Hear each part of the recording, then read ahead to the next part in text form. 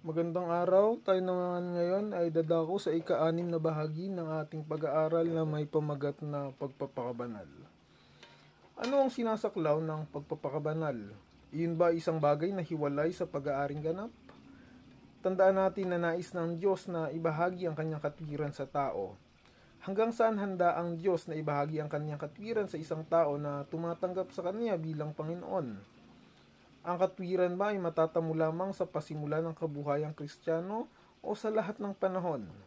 Dapat nating alalahanin na ang kaligtasan ay isang karanasan na kailanmay hindi natatapos.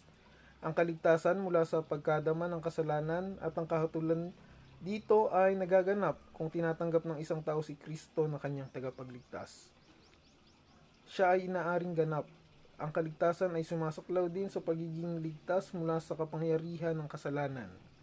Ito ay pagpapakabanal at tumatagal habang ang isang tao ay nabubuhay. Unang tanong, maaari bang maalaman ng mananampalataya na ililigtas siya ni Kristo mula sa kapangyarihan ng kasalanan? Roma 6:1-4. Ano nga ang ating sasabihin? Magpapatuloy ba tayo sa pagkakasala upang ang biyaya ay sumagana?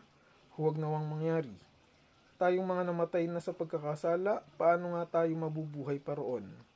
O hindi ba ninyo nalalaman na tayong lahat na mga nabautismuhan kay Kristo Jesus ay mga nabautismuhan tungo sa kanyang kamatayan? Kaya tayo ay inilibing na kasama niya sa pamamagitan ng bautismo tungo sa kamatayan, na kung paanong si Kristo ay muling nabuhay mula sa mga patay sa pamamagitan ng kaluwalhatian ng Ama, gayon din naman tayo makakalakad sa panibagong buhay.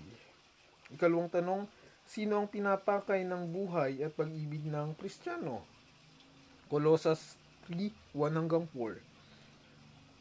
Kung kayo nga'y muling binuhay na kasama ni Kristo, ay hanapin ninyo ang mga bagay na nasa itaas na kinaroroonan ni Kristo, na nakaupo sa kanan ng Diyos. Ituon ninyo ang inyong pag-iisip sa mga bagay na nasa itaas, hindi sa mga bagay na nasa ibabaw ng lupa, sapagkat kayo namatay na at ang inyong buhay ay natatagong kasama ni Kristo sa Diyos. Kapag si Kristo na inyong buhay ay nahayag, ay mahayag nga rin kayo na kasama niya sa kaluwalhatian. Ikatlong tanong, paano natin matitiyak na ang pagpapakabanal ay isang patuloy na karanasan? Pilipos 1:6. Ako'y panatag sa bagay na ito, na ang nagpasimula sa inyo ng mabuting gawa ay siyang magtatapos nito hanggang sa araw ni Hesukristo. Ang pagpapakabanal ay isang buong karanasan. Ito ay husto sa panahon ng pagkahikayat, ngunit dapat itong magpatuloy habang buhay. Ito ay isang panghabang buhay na pagiging kay Kristo. At sa loob ng ganyang kaugnayan kay Kristo, ang mananampalataya ay lalago. Basahin ang Juan 17:17. Ika-4 na tanong, anong kaugnayan magkakaroon ng sarili mo kay Kristo sa isang kabuhayang Kristiyano? Pilipos 3:7-9. Gayunman, ang mga bagay na sa akin ay naging pakinabang ay inari kong kalugihan, alang-alang kay Kristo. Higit pa roon, ang lahat ng mga bagay ay inari kong kalugihan dahil sa higit na kahalagahan na makilala si Kristo Jesus na Panginoon ko.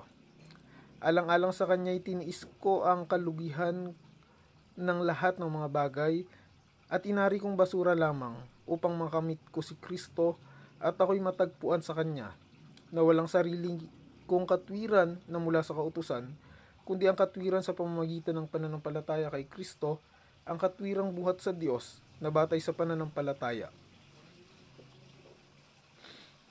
Ikalimang tanong, gaano kalapit ang kaugnayan ng Kristiyano kay Kristo? Galatia 2:20.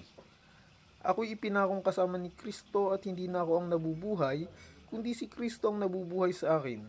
At ang buhay na ikinabubuhay ko ngayon sa laman ay ikinabubuhay ko sa pamamagitan ng pananampalataya sa anak ng Diyos na sa akin ay nagmahal at nagbigay ng kanyang sarili dahil sa akin. Mayroon tayong posibilidad na maglingkod sa dalawang Panginoon. Nasa atin ang pagpili. Sa kabuhayang Kristiyano, tayo ay patay na sa pagkakasala, ngunit buhay sa Diyos. Basahin ang Roma 6:11 hanggang 14 at 17 hanggang 19. Ano ang pang-araw-araw na adhikain sa buhay ng Kristiyano?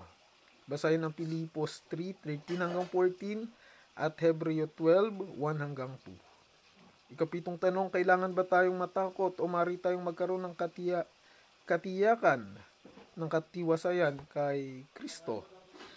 Basahin ang unang Juan 5:11 hanggang 13, ikalawang Timoteo 1 verse 12, Juan 10:27 hanggang 29, at Juan 6 verse 40. Ang pagpapakabanal ay pagkahikayat na nagpapatuloy patungo sa pagiging sakdal. Mga minamahal, ngayon ay mga anak tayo ng Diyos at hindi pa nahahayag kung magiging ano tayo. Nalalaman natin na kung siya ay mahayag, tayo magiging katulad niya, sapagkat siya ay ating makikita bilang siya. Unang Juan 3 verse 2. Ang isang taong na kay Kristo ay may kanyang mithiing upang makilala ko siya, at ang kapangyarihan ng kanyang muling pagkabuhay. Pilipos 3 verse 10. Kaya kung nakakaranas ng pagpapakabanal, ay sinasabi natin kasama ni Pablo, ako'y napako sa krus na kasama ni Kristo, at hindi na ako ang nabubuhay, kundi si Kristo ang nabubuhay sa akin. Galatia 2 verse 20. Sa huling bahagi ng leksyong ito, tatalakayin natin ang may pamagat na predestinasyon.